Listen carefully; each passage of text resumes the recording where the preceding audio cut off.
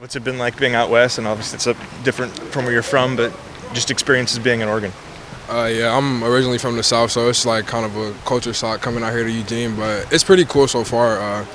It's different weather, different environment, but I like my teammates, the guys I'm out here with, so they make up for all that. What'd you take away from your first year? Obviously, kind of probably unique to be involved in a specific package like that, and most of your snaps are there, but how do you build off of what you did last year, I guess?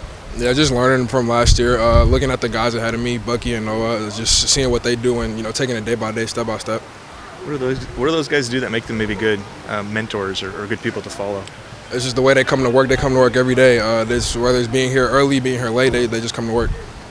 Your recruiting process last year, you're one of the big early wins for this coaching staff flipping from Georgia. What was that like for you, kind of deciding to come out here? And I don't know if you specifically followed Dan out here, but just that decision process for you, what was that like? It had a lot to do with Coach Locke. I wanted to be coached by the best running back coach in the game, so that's all it is right there. What is it about him that is just so enticing that you want to play for?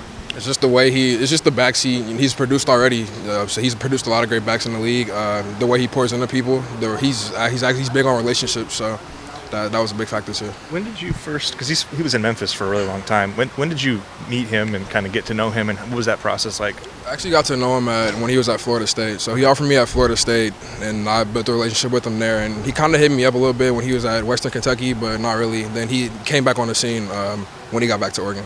So that was, 2.5 years ago maybe, Yeah, something like that? Something like that. Okay. And how are you kind of feeling like you're fitting with this group? And I guess this year it's a little different. Some guys left, some new guys have come in, but kind of what's the feel and your fit with this group?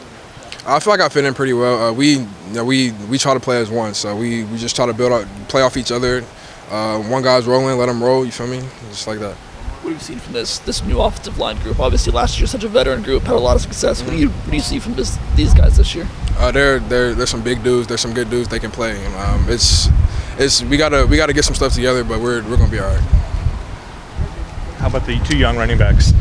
What do you? It's weird to ask you because you're also a young guy, but the two true freshmen that just got here. What do you make of those two guys? No, they're great players. They're good players, and they're gonna be super good to use in the future. Did you know Dante at all? I know he's just from the southeast. Yeah, actually, I didn't know Dante that well, for real.